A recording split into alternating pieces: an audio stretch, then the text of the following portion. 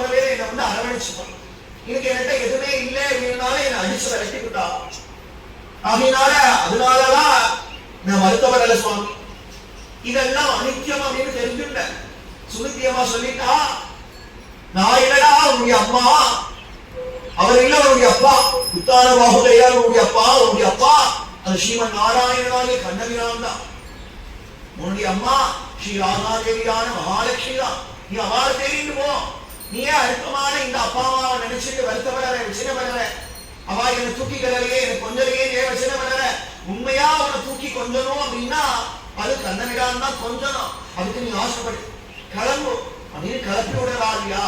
தானே இருக்கணும். ஒருத்தர் அம்மாவும் ஐயோ என் பிள்ளை கோவிலுக்கு போனானே, எங்க சாமியாரா போயிடுவானோ, அப்படியே போயிடுவானோ அப்படின்னா இன்னைக்கு ரொம்ப பயப்படலாம் இல்லையா? ஆனா இந்த சுனித்தி இருக்கா இல்லையா, அவதான் உண்மையான ஞானத்தை ஊட்டறா. அதனாலதானே மாத்ரு தேவோ பவ, பித்ரு தேவோ பவ, ஆச்சார்ய தேவோ பவ, அதிதி தேவோ பவ. எடுத்தோடனே மாத்ரு தேவோ பவ. முதல்ல மாதாவை நமஸ்காரம், மாதாவுக்கு சிசுத்தமன். ஏன்னா தாயானவன் தான் நல்ல விஷயங்களை முதல்ல மாதா பிதா குரு தெய்வம், அப்புறமா கடைசிதான் தெய்வம். பிதாக்கு அப்புறம் தான் குருவே வரா. அப்பா அம்மாவை அவமரியாதை பண்ணிட்டு குருநாதர் கிட்ட போனேன் அப்படின்னா குருநாதர் எவ்வளவுதான் அனுகிரகம் பண்ணினாலும் அது அவனுக்கு லப்யம் ஆகாம். நான் லப்யத்தே அப்படின்னு சாஸ்திரம் சொல்ல, அது அவனுக்கு பலித்தம் ஆகாம்.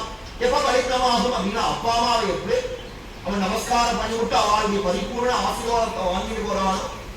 அதனாலதானே சன்னியாசம் வாங்கிட்டு கூட அப்பா கிட்ட அனுமதி கிடையாது, அம்மா கிட்ட அனுமதி வாங்கினாலும். கூட சமீபத்திலே காஞ்சி பீடத்துல ஒரு பால சன்னியாசி, சின்ன குழந்தை, நீங்களாம் இருந்தா 21-22 வயசு இருக்கும். சத்ய சந்திரசேகரன் சரஸ்வதி அப்படின்னா அந்த ஒரு சுவாமிகள் இருக்கிறார் இல்லையா, அவர் கூட சன்னியாசம் வாங்கிக்கும் பொழுது அவ அப்பா அம்மா கிட்ட அனுமதி வாங்கிட்டு அப்புறமா சன்னியாசம். அதுக்காக குரு ஏத்துக்கிறார். அது இப்ப நம்ம சமீபத்திலேயே பார்ப்போம். அது போல என்னதான் நீ அப்பா அம்மாவை விட்டு இந்த தெய்வத்திட்ட போனாலும் தெய்வம் உன்னை பார்த்தால், அப்பா அம்மாவுடைய ஆசீர்வாதத்தோட கோவிலுக்கு போனா கூடதான் தெய்வம் பார்க்கும்.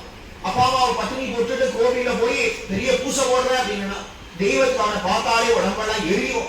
அவன் கொடுத்ததான மாலையும் அவன் கொடுத்ததான பிரசாதத்தையும் சாத்துறாரி அவன் கொடுத்ததான மாலை நல்லா திண்டு மாலையா வாங்கிட்டு போய் சாத்துவான். அது பெருமாளுக்கு உகப்ப ஆகாது. எப்ப அவர் திருமையில சாத்திக்கிறாரோ உடம்பெல்லாம் அப்படியே அரிக்க ஆரம்பிச்சு எரிய ஆரம்பிச்சு, அப்புறமா அவன் சாப்பிட்ட சாப்பாடு சாப்பிட்டா வயிறெல்லாம் வலிக்க ஆரம்பிச்சு. ஏன் அப்படின்னா மாத்ரு தேவோ பவ. முதல்ல மாதாவை மதிக்கணும், அதுக்கப்புறமா பிதா. பிதா கூட ரெண்டாவது தான், ரொம்ப முக்கியம் நம்மளுடைய அன்னை. ஏன் அப்படின்னா அவன் இல்லை அப்படின்னா இப்படி ஒரு ஜென்மா கிடையாது, இப்படி ஒரு தர்மம் எதுவும் பண்ண முடியாது, பக்தி பண்ண முடியாது, ஒண்ணுமே பண்ண முடியாது இல்லையா? ஏதோ ஒரு வியாஜியம்னா 10 மாசம் யார் கர்ப்பத்துல நம்ம இருந்து வரோம், அவர் கர்ப்பத்துல இல்லை அப்படின்னா நம்ம இப்படி இருக்க முடியாது இல்லையா? அம்மா 1000 தான் கெட்டவரா இருக்கட்டுமே, 1000 தான் அஞ்ஞானியா இருக்கட்டுமே, கைகிக்கு மேலேயாவது அம்மா வந்துடுவா. அப்பேற்பட்டதான முதல்ல மாத்ரு தேவோ பவ, மாத்ரு கிட்ட மாதா கிட்ட பூஜ்ய புத்தி வேணும். அப்படி இல்ல குருவன் அம்மா கிட்ட ஆசீர்வாதம் வாங்கிட்டு கிளம்பிட்டு வர, அம்மாவுடைய பரிபூர்ண கிருபை இருந்ததுனால அப்பாவுடைய கிருபை கிடையாது. அதை இவன் சரித்திரத்துல பார்க்கணும். அம்மா தான் பூர்ணமா ஆசீர்வாதம் பண்ணி குழந்தை போடாப்பா உனக்கு பகவான் தரிசனம் கொடுப்பான். இப்ப அம்மா ஆசீர்வாதம் பண்ணி விட்டாரியா, எதர்ச்சியா நாரதரும் வரா. நாரதரும் வந்து அவனை பரீட்சை பண்ணி விட்டு